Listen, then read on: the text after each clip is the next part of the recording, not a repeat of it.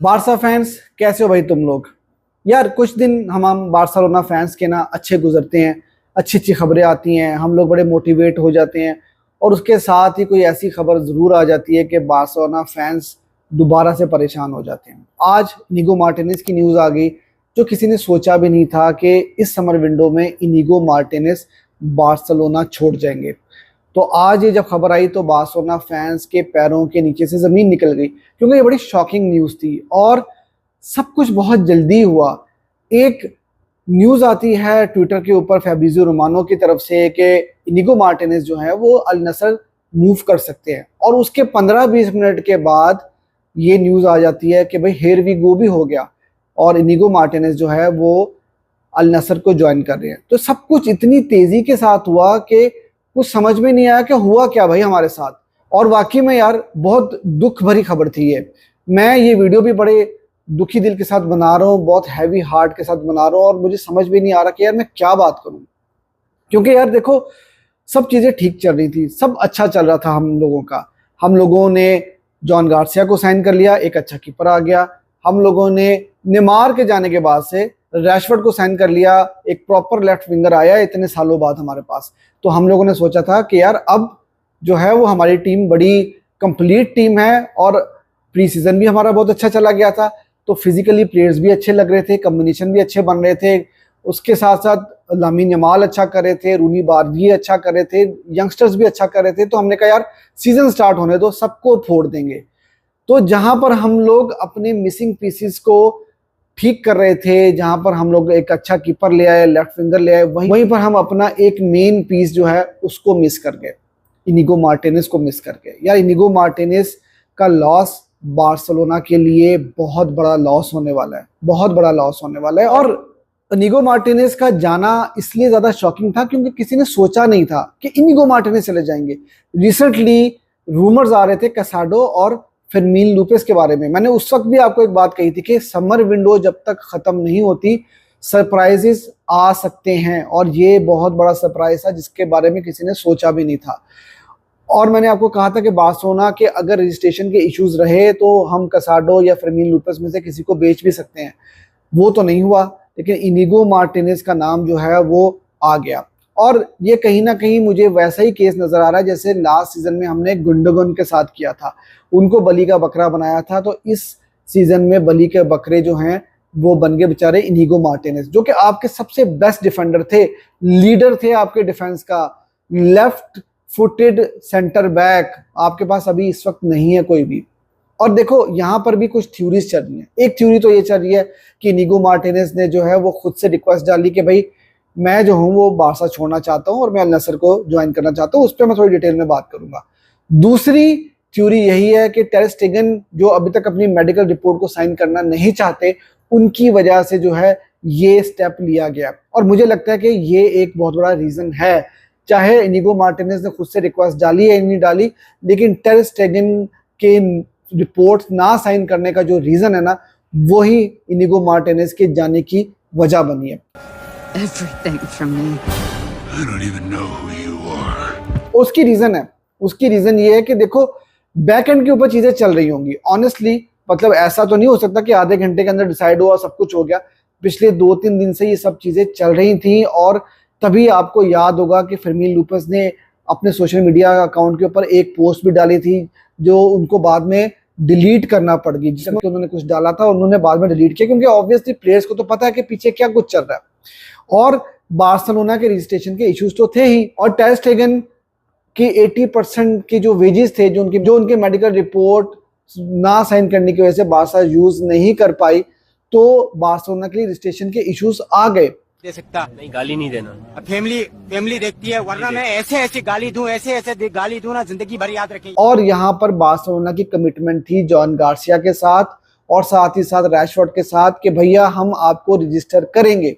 और अब अगर बार्सा उनको रजिस्टर नहीं कर पाएगी तो फिर बार्सा को कोई ना कोई स्टेप तो लेना ही है। और यही वो रीजन है जो कल से न्यूज आ रही थी कि बार्सिलोना ने अपनी रजिस्ट्रेशन को डिले कर दिया है 1 हफ्ते के लिए। तो पीछे चीजें चल रही थी। और अब इनिगो मार्टिनेज के ट्रांसफर के ऊपर बात कर लेते हैं कि भैया देखो हुआ क्या। इनिगो मार्टिनेज के कॉन्ट्रैक्ट के अंदर ये क्लॉज था कि अगर फॉरेन से उनको कोई अच्छी ऑफर आएगी तो बार्सिलोना उनको नहीं रोकेगी, और उन्होंने इसी क्लॉज को एक्टिवेट किया। और मुझे ये लगता है कि यार अगर उनको ये सब चीज़ें करनी थी ना तो ये बहुत पहले कर लेना चाहिए था। अब प्री सीजन खेलने के बाद से और उसके बाद से जब सीजन स्टार्ट होने वाला है एक हफ्ता पहले ये सब कुछ करना, तो ये सिर्फ इनिगो मार्टिनेज का डिसीजन नहीं था। ऑफर उनके पास लास्ट सीजन भी थी और इस सीजन भी अल नसर की तरफ से ऑफर आई थी। और फिर क्या हुआ कि बार्सिलोना और इनिगो मार्टिनेज ने जो है ना वो आपस में बैठ के सोचा होगा कि यार दोनों पार्टीज के लिए जो है ना यही बेहतर है कि हम म्यूचुअली टर्मिनेशन ऑफ कॉन्ट्रैक्ट की तरफ चले जाएं। आप अल नसर को ज्वाइन कर लो, आपकी वेजेस जो है वो हम दूसरे प्लेयर्स को रजिस्टर करने में यूज कर लेंगे। यहाँ दुख की बात यह है कि सऊदी अरेबिया जो हर छोटे मोटे प्लेयर को 50, 60, 100 मिलियन में खरीद लेती है, बार्सिलोना उससे 1 रुपया भी नहीं कमा पाई। Darwin Núñez to Al Hilal, here we go. 53 million plus add-ons. They sold Darwin Núñez for 53 million. And we couldn't get 10 million for Inigo Martinez. हम 10 मिलियन नहीं ले पाए भाई। और बार्सिलोना ने जो है ये टर्मिनेशन ऑफ कॉन्ट्रैक्ट का जो ऑप्शन है ये चूज किया। इसका मतलब यही है ना कि डेस्परेशन थी, आपको प्लेयर्स को रजिस्टर करना था।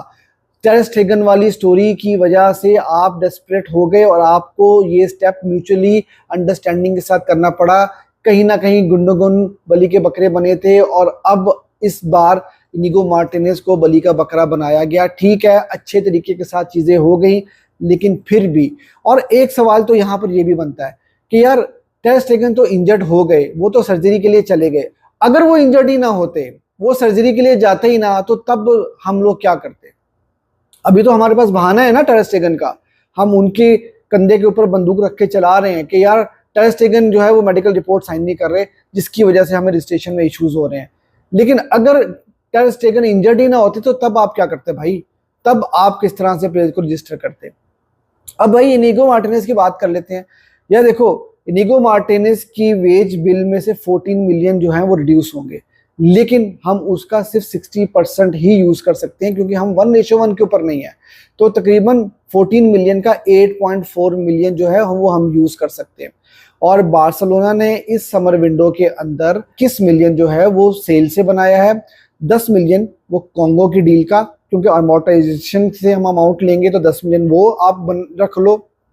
उसके साथ 8.4 मिलियन इनिगो मार्टिनेज की जो वेज बिल से रिड्यूस हुआ है, तो तकरीबन 40 मिलियन का पुश बार्सिलोना ने लिया है इस समर विंडो में। अब यहाँ पर चीज़ों को फिर से मैनिपुलेट करने की कोशिश की जा रही है कि भाई इनिगो मार्टिनेज बोल रहे हैं कि मैं फिजिकली अपने आप को फिट नहीं समझता कि मैं 50 गेम्स खेल सकूं। तो यार आपके पास बैकअप है, आपके पास अरोह है, क्रिस्टियनसन है। तो अगर इनिगो मार्टिनेज होते तो हम ऑब्वियसली उनको रोटेशन के साथ यूज करते, तो हम उनके फिजिकली उस तरह से चैलेंज ना होने देते। लेकिन फिर वही बात है कि अब मीडिया से जो है ना वो फेस सेविंग की जा रही है और म्यूचुअल अंडरस्टैंडिंग की वजह से कुछ इस तरह की स्टेटमेंट्स पास की जा रही हैं कि बार्सा फैंस भी जो है ये बोर्ड से और लापोर्ता वगैरह से नाराज ना हो और चीज़ें स्मूथली चली जाएं। लेकिन जो भी है यार, एक बात तो ये तय है कि इनिगो मार्टिनेज जो है ना वो 2 साल खेले हैं। पिछला साल तो उनका बहुत ही कमाल कर रहा है। 2 साल खेलकर भी ना वो बार्सिलोना के लेजेंड बन गए हैं, क्योंकि वो पिच पे भी बार्सिलोना के लिए लड़ते रहे और जाते जाते भी वो बार्सिलोना का फ़ायदा करके गए हैं। ठीक है, तो म्यूचुअल अंडरस्टैंडिंग के साथ वो बेशक गए हैं, टर्मिनेशन ऑफ कॉन्ट्रैक्ट करके वो गए हैं, जो कुछ भी है, लेकिन वो बार्सिलोना की हेल्प करके जा रहे हैं। और दूसरी तरफ अगर मैं टर स्टेगन की बात करूँ ना, तो टर स्टेगन 10 साल खेलकर भी जो है ना वो बार्सिलोना के लेजेंड नहीं बन पाए। तो ज़रूरी नहीं होता कि आपको साल खेलने पड़े तब आप जाके क्लब लेजेंड बनते हो। आपका एक मूव जो होता है ना, एक अच्छा मूव, वो फैंस के दिल में घर कर जाता है। लास्ट सीजन में गुंडोगन भी चले गए थे ना, तो गुंडोगन के बारे में भी बार्सा फैंस आज अच्छा ही सोचते हैं। और इनिगो मार्टिनेज के जाने के बाद भी बार्सिलोना उनके बारे में अच्छा ही सोचेंगे कि बुरे वक्त में वो बंदा हमारे लिए क्या कुछ करके गया। लेकिन अब यहाँ पर हम ये बात करते हैं कि इनिगो मार्टिनेज के जाने का बार्सा को नुकसान बहुत होगा। जैसा मैंने आपको ये बात कही कि बार्सिलोना जो है वो बेसिकली इस वक्त मिसिंग पीसेस को ठीक करते करते ना एक अपना मेन पीस गवा गई है। देखो यार, डिफेंस की जान थे, लीड करते थे डिफेंस को। अब कुबार्सी और इनिगो मार्टिनेज का कॉम्बिनेशन बहुत अच्छा बना हुआ था, लीड करते थे ये कुबार्सी को भी।